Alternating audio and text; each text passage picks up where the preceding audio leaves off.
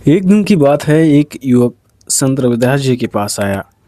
उसका चेहरा उदासी से भरा हुआ था। वो बोला, गुरुदेव, मैंने बहुत कोशिश की पर जीवन में कुछ भी सही नहीं हो रहा है। सब कुछ व्यर्थ सा लग रहा है। रविदास जी मुस्कुराए और बोले, पास में रखी एक कठौती और बोले, बेटा, इस पानी में झांक कर देखो क्या दिखता है। युवक बोला, कुछ नहीं, बस गंदा पानी है। रविदास जी ने कहा, अब इस पानी को थोड़ी देर शांत होने दो।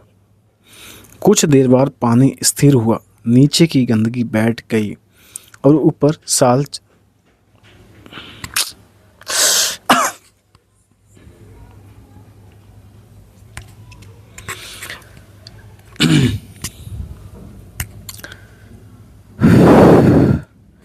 एक दिन की बात है। एक युवक संत रविदास जी के पास आया। उसका चेहरा उदासी से भरा हुआ था।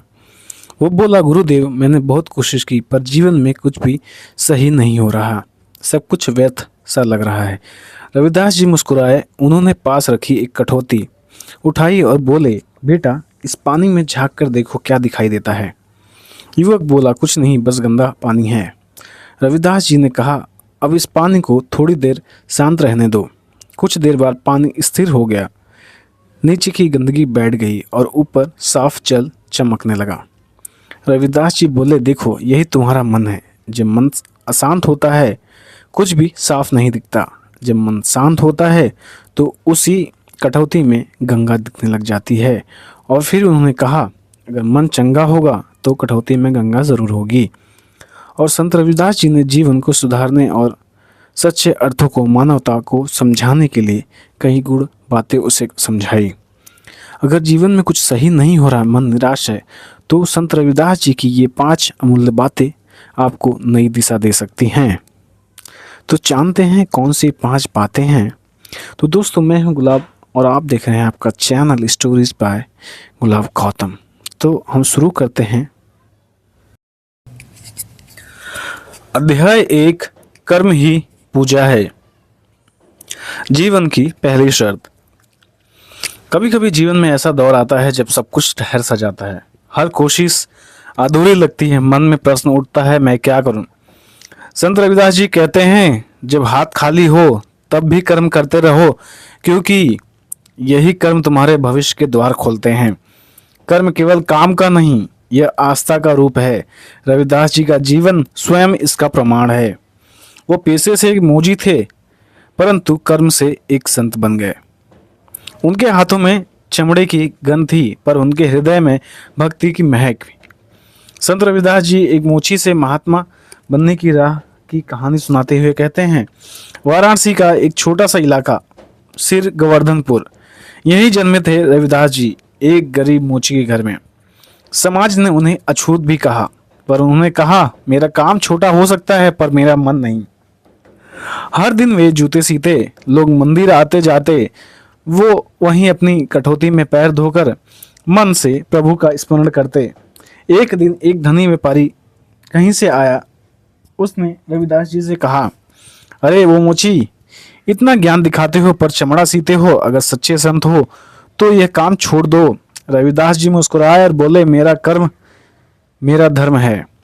मैं चमड़ा नहीं सीता, मैं अपने मन की साधना करता हूँ।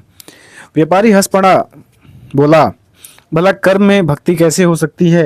रविदास जी ने उसे एक जूता देते हुए कहा, इस जूते को पहनकर देखो। अगर ये तकलीफ दे तो समझना मेरा कर्म अधूरा है, और अगर आराम दे तो जान लेना इसमें ईश्वर बसा है।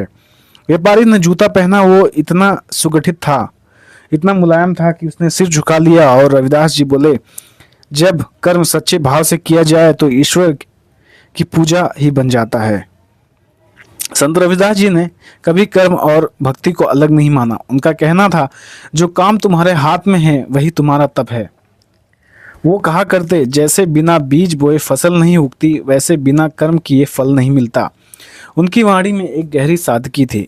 कर्म करो, फल की चिंता मत करो, क्योंकि जब मन निस्वार्थ भाव से कर्म करता है तो वही भक्ति बन जाता है। आगे समझाते हुए संत रविदास जी कहते हैं, एक दिन काशी का राजा रविदास जी के पास आया और बोला, वो बहुत दुखी है। उसने कहा, गुरुदेव मेरे राज्य में सुख है, शांति है, पर मन अशांत सा रहता है। रविदास जी मुस्कुराते हुए बोले, राजन क्या तुम अपने राज्य में सब काम स्वयं करते हो? राजा बोला, नहीं मेरे सेवक हैं। और क्या तुम अपने कर्म से जुड़े रहते हो? राजा बोला, नहीं मैं तो बस आदेश देता हूँ। रविदास जी ने कहा, यही कारण है कि तुम्हारा मन अशांत है, क्योंकि जिसने कर्म छोड़ दिया उसने अपने भीतर की ऊर्जा को बांध दिया। फिर उन्होंने कहा राजा से, आज से हर दिन किसी एक गरीब की मदद स्वयं करके देखो अपने हाथों से। राजा ने वैसा ही किया। कुछ हफ्ते बाद उसके चेहरे पर शांति लौट आई। रविदास जी बोले, राजा वह नहीं जो राज्य चलाए, राजा वह है जो कर्म से अपने मन को जीत ले। संत रविदास जी कहते थे आगे, कर्म वो दीपक है जो अंधकार में दिखता है। अगर कोई व्यक्ति सिर्फ सोचता रहे मैं कुछ करूंगा, मैं बनूंगा, पर कदम आगे न बढ़ाए, तो वह उस दीपक की तरह है जिसमें तेल तो है पर बाती नहीं जली है। कर्म हमें चलना सिखाता है, हर गिरना एक नई सीख देता है। रविदास जी कहते हैं, कर्म करो तो असफलता भी पूजा बन जाती है, क्योंकि वो तुम्हें विनम्र बनाती है। एक बालक एक संत रविदास जी को देखने आया तो उनको काम करता हुआ देखा और सोचता, इतने बड़े संत फिर भी चमड़ा सीते हैं। एक दिन उसने पूछा, गुरुदेव क्या आप चाहें तो राजा नहीं बन सकते? रविदास जी हंसे और बोले, बेटा मैं पहले से ही राजा हूँ। बालक चौंक गया, क्या आपका राज्य कहाँ है? रविदास जी बोले, जो अपने कर्म में सुखी है वही अपने राज का राजा है। जिसे अपने काम से प्रेम है और किसी पे निर्भर नहीं है, वो बालक समझ गया, कर्म किसी पद या पैसे का नहीं, संतोष और समर्पण का नाम है। कर्म करते हुए अक्सर इंसान में मैं का भाव आ जाता है। रविदास जी चेतावनी देते हैं, कर्म को ईश्वर के नाम पर अर्जित करो, नहीं तो वह कर्म बंधन बन जाएगा। उन्होंने कहा, अहंकार से किया गया काम बोझ बनता है, पर प्रेम से किया गया काम पूजा बनता है। जैसे किसान खेती में हल चलाता है, वो सोचता नहीं है कि मैं महान हूँ, वो बस अपना कार्य करता है क्योंकि वह ही उसका धर्म है। रविदास जी यह भी कहते हैं, अपने कर्म को भगवान के चरणों में समर्पित कर दो, फिर सफलता और असफलता दोनों मधुर लगने लगेंगे। आज का मनुष्य मशीनों से घिरा हुआ है, काम बहुत है पर कर्म भाव खो गया है। हम नौकरी करते हैं पर उसमें भक्ति नहीं होती, क्योंकि हम केवल परिणाम चाहते हैं, प्रक्रिया नहीं। संत रविदास जी का संदेश आज भी प्रासंगिक है। कर्म में भक्ति लाओ, परिणाम अपने आप आ जाएगा। अगर कोई व्यक्ति अपने काम को सेवा मान ले तो उसका हर दिन साधना बन सकता है, चाहे वो एक ड्राइवर हो, शिक्षक, डॉक्टर या कलाकार। अगर मन से करता है तो वही उसका कर्म उसका ईश्वर बन जाता है। आगे रविदास जी कहते हैं, सच्चा कर्म वही है जिसने कोई स्वार्थ न हो। वो हर काम में ईश्वर का अंश देखते थे। जब वो जूता सीते तो कहते, ये जूता किसी के पैर को तकलीफ से बचाएगा, इसलिए ये भी सेवा है। अगर हम भी ऐसा सोचें कि हमारे कर्म किसी को लाभ पहुंचा रहे हैं, तो हमारा हर दिन एक पूजा बन सकता है। कर्म केवल बाहरी नहीं होता, वो भीतर भी काम करता है। हर बार जब हम किसी के लिए कुछ अच्छा करते हैं, हमारे भीतर का अहम थोड़ा सा टूटता है और आत्मा थोड़ी और शुद्ध हो जाती है। रविदास जी का जीवन इसी का प्रतीक है। गरीबी में जन्मे, भेदभाव झेले, पर कर्म छोड़ा नहीं उन्होंने। जिसे कर्म से प्रेम है उसे कोई गिरा नहीं सकता। जब व्यक्ति कर्म करता है तो उसके भीतर ऊर्जा लग जगती है, लेकिन यह ऊर्जा तभी स्थायी बनती है जब मन शुद्ध और शांत हो। रविदास जी कहते हैं, कर्म करने वाला अगर मन से अशांत है तो उसका श्रम अधूरा रहेगा।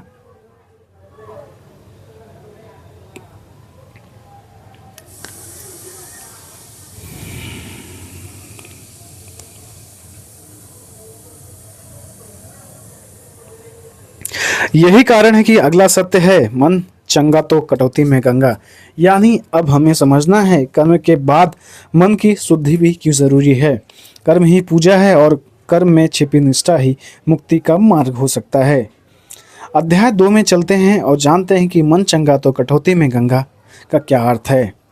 मन की शुद्धि को कैसे हम पवित्र कर सकते हैं। तो पिछले अध्याय में हमने सीखा कि कर्म ही जीवन की पूजा है, लेकिन जब हम कर्म करते हैं तो धीरे धीरे थकान, शिकायतें, असंतोष मन में घेर करने लग जाते हैं। हम सोचते हैं मैं इतना मेहनत कर रहा हूँ फिर भी फल नहीं मिल रहा। यह वही मोड़ होता है जहाँ संत रविदास जी कहते हैं अब बाहर नहीं भीतर देखो, क्योंकि अगर मन साफ नहीं है तो कर्म अधूरा है। मन की शुद्धि ही वह गंगा है जो हमारे कर्म को पवित्र बनाती है। कुछ कहानियाँ जो हमें काफ़ी प्रेरित करती हैं इस भाग में, जैसे कटौती का चमत्कार। एक दिन रविदास जी गंगा स्नान के लिए नहीं जा पाए। वे जूते बनाने में इतने व्यस्त थे कि किसी भक्त ने ताना मारा, गुरुजी गंगा स्नान नहीं कर पाए, आज तो पुण्य दिन था। रविदास जी मुस्कुराए और बोले, अगर मन पवित्र है तो जहाँ बैठो वहीं गंगा है। उन्होंने अपनी कटौती उठाई और उसमें पैर धोए और बोले, मन चंगा तो कटौती में गंगा। कहते हैं उसी क्षण गंगा जल का तेज उस कटौती से फूटा और चारों ओर दिव्य सुगंध फैल गई। लोगों ने देखा कि कटौती का पानी गंगा के समान पवित्र हो गया। यह केवल चमत्कार सा नहीं था, बल्कि यह जीवन का दृढ़ संदेश था। पवित्रता बाहरी नहीं भीतरी होती है। किसी ने पूछा, मन की गंदगी क्या है प्रभु? रविदास जी कहते हैं, मन में माया, लालच, द्वेष और ईर्ष्या की गंदगी जमा हो जाती है। जब यह गंदगी होती है तो चाहे हम कितने भी पूजा पाठ कर लें, कर्म का फल नहीं मिलता। बिल्कुल वैसे ही जैसे एक गंदे बर्तन में शुद्ध दूध भी डालो तो खट्टा हो जाता है। इसलिए उन्होंने कहा, पहले अपने मन को स्वच्छ करो, फिर कर्म अपने आप सफल हो जाएगा। आगे की ओर चोर और साधु की मुलाकात होती है। तो एक बार चोर संत रविदास जी के पास आया और बोला, गुरुदेव मैं बहुत पापी हूँ, मेरा उद्धार हो सकता है क्या?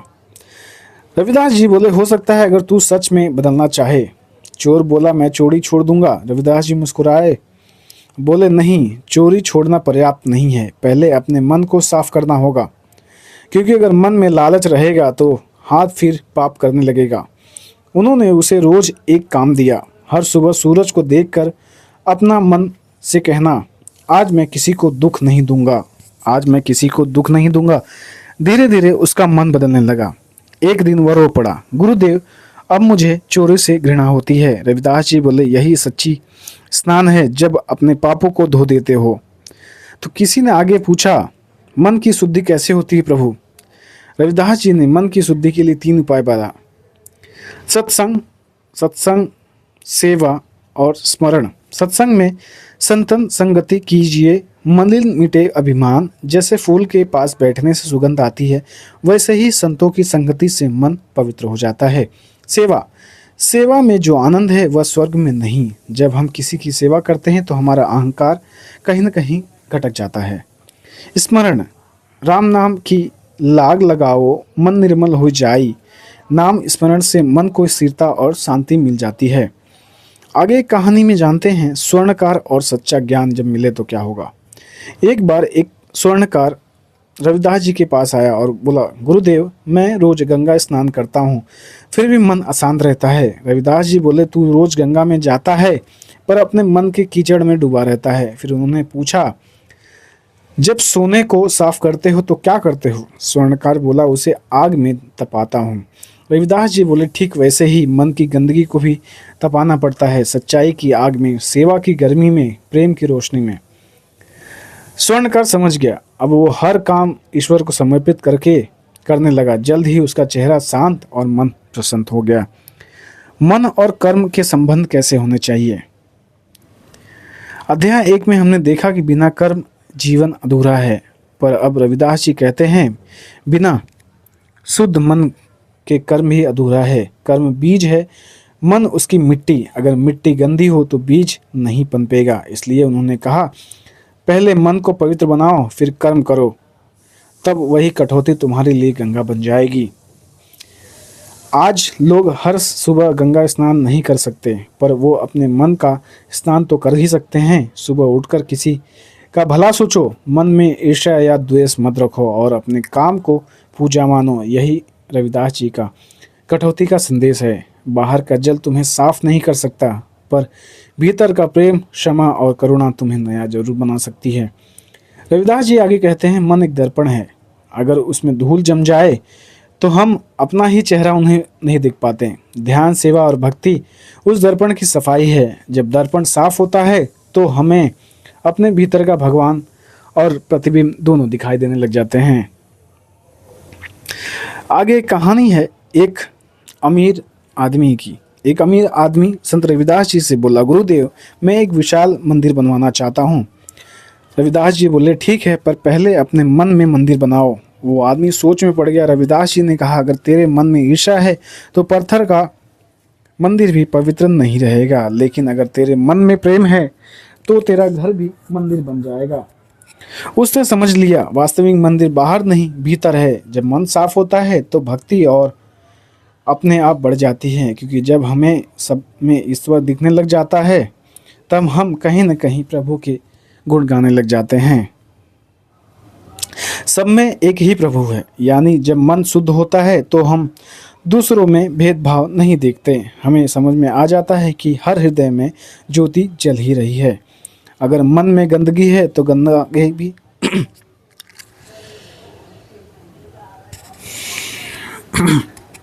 अगर मन में गंदगी है तो गंगा भी अशुद्ध लगने लगती है। अगर मन में पवित्रता है तो कटौती भी गंगा बन जाती है। रविदास जी का यह वचन केवल धर्म नहीं, जीवन का विज्ञान है। मन की शुद्धि ही जीवन का दूसरा चरण। कर्म से शांति नहीं मिलती जब तक मन शांत न हो। मन चंगा तो कटौती में गंगा, यानी भीतर की निर्मलता ही सच्चा ज्ञान है। अध्याय 3, सब में एक ही प्रभु है, समानता और करुणा का दर्शन करते हैं। पहले 2 अध्यायों में हमने जाना कर्म ही पूजा है और मन की शुद्धि ही उसका आधार। जब हमारा मन स्वच्छ हो चुका है तो रविदास जी हमें सिखाते हैं, अब दूसरों से भी उसी प्रभु को देखो जो तुम्हारे भीतर बसता है। यही एकत्व का दर्शन है, यही भक्ति का तीसरा समापन, और मैं और तू का भेद मिट जाएगा। क्या हुआ जब संत रविदास जी को एक अछूत कहा गया। एक दिन रविदास जी को एक धार्मिक सभा में बुलाया गया। सब पंडित, सब संत और राजा उपस्थित थे, पर जब वे पहुंचे तो कई लोगों ने कहा, अरे ये तो चमार है, इनके साथ बैठना पाप है। रविदास जी शांत रहे और उन्होंने कहा, अगर जात से भगवान का पता चलता तो पत्थर भी क्यों पूछे जाते। सभा में सन्नाटा सा छा गया। रविदास जी बोले, प्रभु की ज्योति सब में एक है, कोई ऊंच नीच नहीं है उसके द्वार पे। तभी एक पंडित ने परीक्षा ली और कहा, अगर सब में एक ही ईश्वर है तो क्या तुम हमें भगवान दिखा सकते हो। रविदास जी मुस्कुराए और बोले, आंखें बंद करो और अपने भीतर झांको, जहाँ प्रेम है वहीं भगवान है। सभा के अंत में राजा स्वयं उनके चरणों में गिर पड़ा, क्योंकि उसे पहली बार समझ आया कि भक्ति का अर्थ केवल जप नहीं, समान दृष्टि है। संत रविदास जी के लिए समानता सिर्फ एक सामाजिक विचार नहीं था, वे आध्यात्मिक शब्द भी थे। उन्होंने कहा, जात पात पूछे न कोई, हरि को भजे सो हरि का होए। अर्थात जो ईश्वर का भजन करता है, जो ईश्वर का है, चाहे वो किसी भी जात धर्म का या कुल का जन्मा क्यों ना हो, वो उसका ही है। उनके लिए भक्ति का अर्थ था सबको समान दृष्टि से देखना, क्योंकि जहाँ भेद है वहाँ प्रेम नहीं टिक सकता। क्या हुआ जब राजकुमारी मीराबाई और रविदास जी साथ में मिले। राजस्थान की प्रसिद्धि भक्त मीराबाई रविदास जी को अपना गुरु मानती थी। एक बार दरबार में किसी ने उनसे कहा, तुम एक अछूत को गुरु मानती हो, क्या ये तुम्हारे कुल की मर्यादा है। मीराबाई ने हंसकर उत्तर दिया, अगर प्रभु जात देखते तो मुझे भी कृष्ण मिलते। वो बोली, रविदास जी मेरे गुरु हैं, क्योंकि उन्होंने मुझे सिखाया कि भगवान मंदिर में नहीं हृदय में बसते हैं। रविदास जी ने मीरा से कहा था, मीरा, जब तू सब में कृष्ण को देखेगी तब तू स्वयं कृष्णमयी हो जाएगी। यह वही क्षण था जब मीराबाई ने भक्ति का सच्चा अर्थ समझ लिया। भक्ति में कोई ऊंच गांव नीच नहीं, नवापुर की सब में सुबह हमेशा एक ही मंदिर प्रभु की हैं। घंटियों भेदभाव का और अंधकार सूरज और की रविदास पहली जी की किरण से ज्योति शुरू होती जली, थी। सब बदल गया। गांव के लोग मानते थे उनके कि समय दिन में तभी समाज शुभ कई होता वर्गों है में बढ़ गया जब था। भगवान ऊंच शिव नीच, के जात मंदिर में पात, अमीर चढ़ावा गरीब, चढ़ाया और जाए। रविदास मंदिर जी के इस पुजारी अंधकार भूनाथ में जी प्रेम वर्षों की से सेवा मशाल में थे, जलाई आगे बढ़ रहे थे। लेकिन अब वो उन्होंने सेवा से कहा, ज्यादा काहे रे बंदे, कमाई को तू माया में प्राथमिकता फंसाया देने है। लगे थे। एक ज्योति हर सब में समाई सोमवार है। मंदिर वो में समझाते विशेष थे, पूजा जैसे होती कई थी। दीपक भक्तजन दूध, आग से घी, जलते हैं, फूल वैसे ही और सब रुपए जीव लेकर उसी आते। परमात्मा की ज्योति से पुजारी बने हर हैं। बार कहते, भेद केवल जितना शरीर का बड़ा है, आत्मा चढ़ावा का नहीं। उतनी बड़ी कृपा।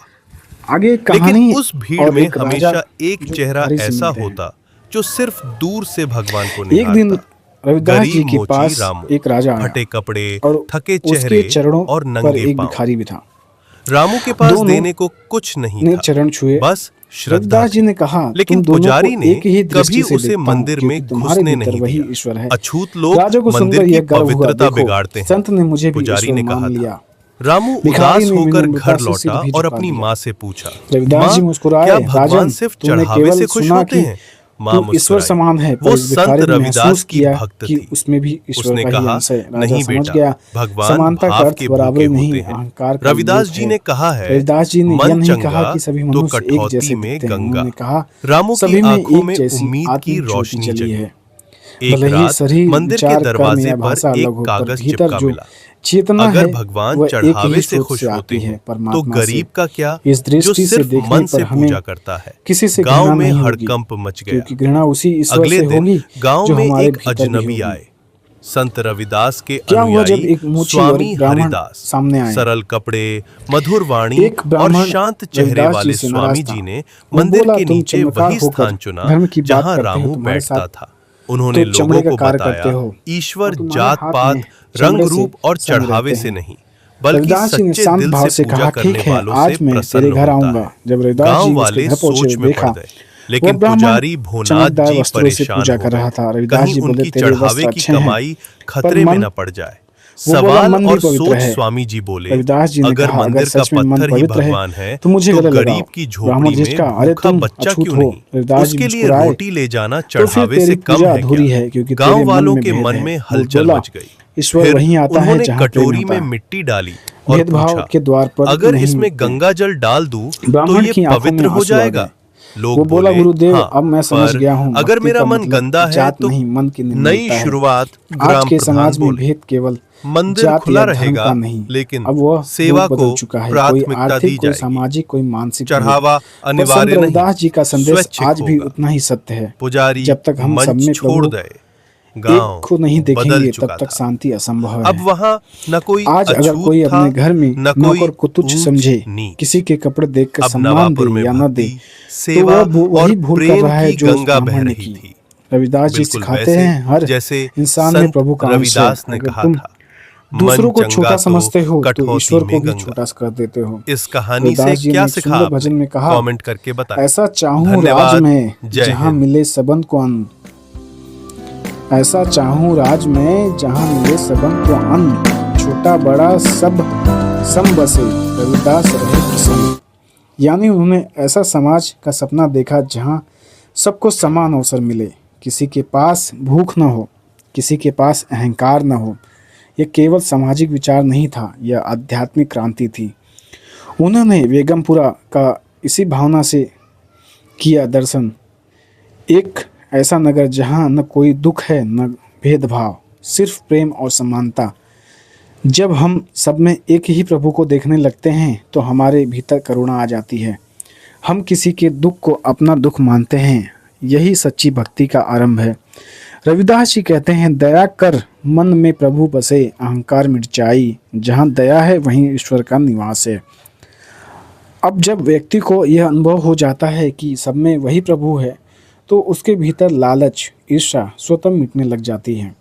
वो संतोष का स्वाद चखता है। यही कारण है रविदास जी अगले संदेश में बताते हैं, संतोष सबसे बड़ी संपत्ति है। यानी जब मन समानता से भर जाता है तो वह किसी वस्तु या स्थिति का भूखा नहीं रह जाता, वह प्रसन्न हो जाता है। जिसने दूसरों में ईश्वर देखा उसने सच्चा धर्म भी देखा, जिसने भेद मिटाया उसने मोक्ष पाया।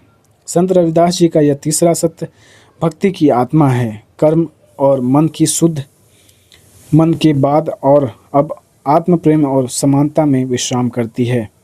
सब में एक ही प्रभु है। जब यह जान जाओगे तब न कोई ऊंच रहेगा न नीच, सब एक ही ज्योति के रूप में दिखेंगे। हम संत रविदास जी के जीवन दर्शन यात्रा के चौथे अध्याय में प्रवेश करते हैं, जहां व्यक्ति कर्म, मन की शुद्धि और समानता के अनुभव के बाद एक ऐसी स्थिति में पहुंचता है जहां उसे संसार के झंझटों में भी पूर्ण शांति और आनंद का अनुभव होता है। अध्याय 4 संतोष सबसे बड़ी संपत्ति है, यानी कि आत्मिक समृद्धि का रहस्य क्या हो सकता है। क्या होता है जब मन को सब मिलकर भी शांति नहीं प्रदान कर पाते। जीवन में हम सब कुछ पाने की दौड़ में लगे रहते हैं, पैसा, नाम, पद, मान, शक्ति, प्रतिष्ठा, परंतु क्या कभी किसने सोचा है इन सब के बावजूद मन क्यों खाली सा लगता है, क्यों नींद नहीं आती है, क्यों भीतर एक अधूरापन बना रहता है। संत रविदास जी कहते हैं क्योंकि मन में बाहरी वस्तुओं में सुख ढूंढ रहा है, जबकि सुख तुम्हारे भीतर ही है। वो कहते हैं जिनके मन में संतोष है उनके पास सब कुछ है, और जिसके पास सब कुछ है पर संतोष नहीं, उसके पास कुछ भी नहीं। इसी पे एक कहानी आपको सुनाता हूँ। एक कहानी और राजा और मोची की मुलाकात होती है। एक दिन काशी में राजा ने सुना कि एक गरीब मोची यानी कि रविदास के घर से हमेशा भजन और हंसी की आवाज़ आती है। राजा को आश्चर्य हुआ, भला इतना निर्धन व्यक्ति इतना प्रसन्न कैसे हो सकता है। राजा स्वयं भेष बदलकर उनके घर पहुंचे। देखा रविदास जी चमड़ा सी रहे थे, पर उनके चेहरे पर तेज, हृदय में गुनगुनाहट, यानी कि मन में चंगा तो कटौती में गंगा जैसी बातें। राजा ने पूछा, रविदास तुम्हारे पास तो धन ही नहीं, न कोई वैभव, फिर भी तुम इतने खुश कैसे हो। रविदास जी मुस्कुराए, राजन मेरे पास ईश्वर नाम है, मेरे कर्म का संतोष है और मन की शांति है, इससे बड़ा वैभव और क्या होता। राजा बोले, पर मैं तो सब कुछ रखता हूँ फिर भी मुझे चैन नहीं है, मेरे मन के भीतर कहीं न कहीं अशांति है। रविदास जी ने कहा, क्योंकि तुम्हारे पास वस्तुएं हैं पर मन में जो है वो संतोष नहीं। राजा ने सिर झुका लिया। उसे पहली बार समझ आया, धन से घर सजता है पर संतोष से हृदय। किसी ने कहा, संतोष का अर्थ क्या है। संतोष का अर्थ यह नहीं कि कुछ भी मत करो, बस जो है उसी में रहो, नहीं। रविदास जी कहते हैं संतोष का अर्थ है प्राप्त वस्तु में भी प्रभु का आभार महसूस करना चाहिए। जो मिला है वो प्रभु की कृपा है और जो नहीं मिला शायद वो हमारे हित में था ही नहीं। संतोष का अर्थ है चाहना छोड़ना नहीं, चाह को नियंत्रित करना है। एक व्यापारी था, बहुत धनी, परंतु हमेशा दुखी रहता। उसे लगता था कि धन और प्रसिद्धि और संपत्ति से सुख मिलेगा। एक दिन उसने रविदास जी से पूछा, मुझे शांति चाहिए, बताओ कैसी मिलेगी। रविदास जी ने मुस्कुराकर कहा, आज रात अपना सबसे प्रिय आभूषण नदी में फेंक दो। व्यापारी आश्चर्यचकित हो गया, ये क्या बात हुई, पर उन्होंने वैसा नहीं किया। अगले दिन रविदास जी ने कहा, अब बताओ कल रात नींद कैसे आई होगी। व्यापारी बोला, पहली बार मन शांत हुआ। रविदास जी बोले, देखा जिसने छोड़ना सीख लिया उसने पाना भी सीख लिया। संतोष त्याग से आता है, संग्रह से नहीं। कई लोग पूछते हैं, अगर हम संतोषी बन गए तो प्रगति कैसे करेंगे। रविदास जी इसका उत्तर देते हुए कहते हैं, संतोष आलस्य नहीं, संतुलन है। महत्वाकांक्षा तब तक अच्छी है जब तक वो हमें कर्म के लिए प्रेरित कर दे, पर जब तक वही महत्वाकांक्षा हमें बेचैन बना दे, दूसरों से तुलना कराए, तब वह संतोष को निगल जाती है। रविदास जी कहते हैं, कर्म करो पर फल की चिंता मत करो, यही सच्चा संतोष है। यानी कर्म में आनंद लो, परिणाम में नहीं। एक दिन किसान रोज सूरज के साथ खेत में जाता, दिन भर मेहनत करता और शाम को भजन गाते हुए घर लौटता। एक दिन किसी ने पूछा, तुम इतनी मेहनत करते हो फिर भी तेरा घर इतना छोटा कैसे, साधारण से कपड़े, और तू खुश कैसे रहता है। किसान बोला, क्योंकि मेरे पास वह है जो राजा के पास भी नहीं, यानी कि मेरे पास है संतोष। वो बोला, मैंने देखा है जो अधिक चाहता है उसका मन हमेशा खाली रहता है। जो ईश्वर की दी हुई चीज को आशीर्वाद मानता है वो कभी खाली नहीं होता। रविदास जी का संतोष केवल भौतिक नहीं था, वो आत्मिक था। उन्होंने कहा, जहाँ मन का लोभ मिट गया वहीं प्रभु का दर खुल गया, क्योंकि जब मन में चाह नहीं रहती तो वहाँ स्थान बनता है जहाँ ईश्वर प्रवेश करते हैं। वो कहते हैं, फल का फूल तभी खिलता है जब लोभ की धूल झाड़ दी जाए। आगे शायद यह कहानी बहुत कम लोग जानते हैं, मीराबाई और एक सोने की थाली के बीच। मीराबाई के जीवन में एक ऐसा समय आया जब उनके परिवार ने उन्हें वैभव से घेर लिया। उन्होंने कहा, मीरा, अब तुम्हें सोने की थाली में भोजन मिलेगा। मीरा मुस्कुराई और बोली, मुझे मिट्टी की थाली में ही प्रभु का नाम चाहिए। रविदास जी ने उन्हें सिखाया था, सोना बाहर चमकता है पर मन की चमक केवल संतोष से आती है। मीरा बोली, जिसने संतोष पा लिया उसने संपूर्ण संसार पा लिया। रविदास जी के लिए संतोष केवल सुख नहीं, वो स्वतंत्रता थी। जो संतुष्ट है वो किसी वस्तु या व्यक्ति का गुलाम नहीं, वो न लोभ से बंधा है न भय से। इसलिए उन्होंने कहा, संतोषी मन, मन न भय जाने न मोह। वो व्यक्ति ही सच्चा राजा है जो अपने मन पर राज करता है। आज का युग और अधिक युग है, और अधिक धन और अधिक प्रसिद्धि और अधिक फॉलोअर्स, और पर रविदास जी का संदेश आज भी उतना ही अमर है। जो अधिक पाने की नहीं, अधिक बांटने की सोच रखता हो, वही वास्तव में अमीर है। आज भी अगर हम हर सुबह यह सोचें, आज मैं जो भी करूं उसमें शांति और आभार रखूं, तो हम संतोष के मार्ग पर चल रहे हैं। क्या हुआ जब दो संत मिले? एक दिन दो संत मिले। उन्होंने एक से कहा, मैंने सब कुछ छोड़ दिया, अब मुझे ईश्वर मिलेगा। दूसरे ने कहा, मैंने कुछ नहीं छोड़ा, बस लोभ छोड़ दिया और प्रभु मिल गए। रविदास जी ने कहा, त्याग वस्तु का नहीं, भावना का करो। संत वस्तु के बिना भी मिल सकता है पर लोभ के कारण कभी नहीं। संतोष का सबसे बड़ा फल है शांति। जब मन को और कुछ नहीं चाहिए तो वह स्थिर हो जाता है, वो भक्ति का पात्र बन जाता है। रविदास जी कहते हैं, जहाँ संतोष है वहाँ प्रभु है, जहाँ लोभ है वहाँ ही दुख है। अब हम भक्ति के उस अंतिम पड़ाव के निकट हैं जहाँ संतोष, समानता और शुद्ध मन मिलकर एक अद्भुत अवस्था बनाते हैं, भक्ति का सच्चा स्वरूप। रविदास जी ने जिक्र किया था बेगमपुरा शहर। इसी संतोष ने जन्म लेता है। एक ऐसा नगर जहाँ किसी को कुछ पाने की चाह नहीं, क्योंकि सब कुछ पहले से ही परमात्मा में है। अब जब संतोष को पा लेते हैं तब उसके भीतर भक्ति का सागर बहने लगता है। वो दूसरों से नहीं, ईश्वर से जुड़ता है। वो अब समानता से एकता की ओर बढ़ता है। यही अगला और अंतिम अध्याय है। सच्ची भक्ति समानता में है, और बेगमपुरा के दर्शन हम कराते हैं आपको। अध्याय 5, सच्ची भक्ति समानता में है। ये संत रविदास जी की बातें हैं जो बेगमपुरा नगर का दर्शन को दर्शाती हैं। बेगमपुरा एक ऐसा राज्य जो कहा जाता है कि वहाँ पर लोभ नहीं है। कहते हैं, एक ऐसा राज चाहूँ मैं जहाँ मिले सबन को अन्न, छोटा बड़ा सब समय रविदास रहे प्रसन्न। ऐसा कहना है संत रविदास जी का। संत रविदास जी कहते हैं, भक्ति का सच्चा स्वरूप वह है जहाँ सबको समान दृष्टि से देखा जाए। भक्ति केवल भगवान का नाम लेने या मंदिर जाने में नहीं, बल्कि हर जीव में उसी ईश्वर का दर्शन करने में है। उन्होंने सिखाया कि अगर हम दूसरों को छोटा बड़ा ऊंच नीच समझते हैं तो हमारी भक्ति अधूरी है। सच्चा भक्त वह है जो सब में एक ही ज्योत देखता है।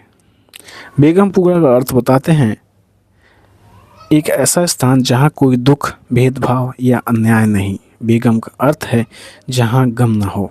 बेगमपुरा शहर को नाव दुख अंदोह नाही तेहुई ठाव, ना तब बीस खी राज न माला, खौफ न खता न तरस न जाला। यह नगर कोई भौतिक स्थान नहीं बल्कि एक आंतरिक अवस्था है जहाँ मनुष्य समानता, प्रेम और संतोष से जीता है। एक राजा ने रविदास जी से पूछा, गुरुदेव आपका धर्म क्या है? उन्होंने मुस्कुरा कर कहा, मेरा धर्म प्रेम है, जहाँ प्रेम है वहीं ईश्वर है। उनकी दृष्टि में सच्चा धर्म वह है जो लोगों को जोड़ता है, न कि बांटता है। अगर कोई पूजा दूसरों को नीचा दिखाकर की जाए तो वह पूजा नहीं, अहंकार है। रविदास जी कहते हैं, भक्ति वही है जहाँ कोई भूखा न सोए, कोई दुखी न रहे और सबको एक समान सम्मान मिले। उनका बेगमपुरा ऐसा समाज था जहाँ कोई ऊंच नीच नहीं, न राजा न प्रजा, सिर्फ प्रेम और समानता।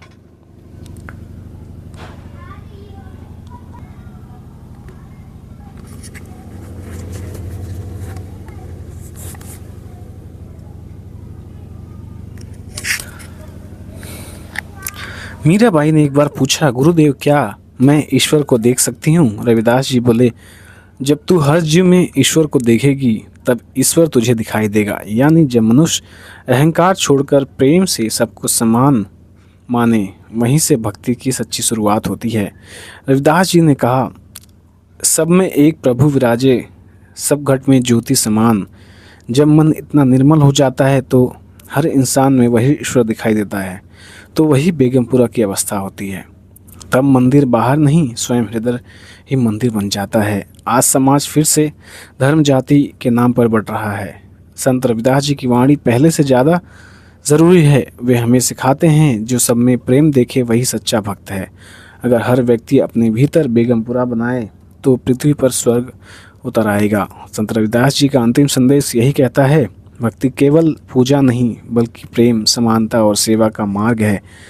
जब हम सब में प्रभु को देखते हैं तो न कोई ऊंच नीच बचता है, न कोई भेदभाव। जहाँ प्रेम है वहीं परमात्मा है, जहाँ समानता है वहीं सच्ची भक्ति है। संत रविदास जी के जीवन का सार यही कहता है कि जीवन कर्म, भक्ति, समानता और प्रेम का संदेश देता है। उन्होंने सिखाया, ईश्वर किसी विशेष स्थान या जाति में नहीं बल्कि हर जीव के भीतर बसते हैं।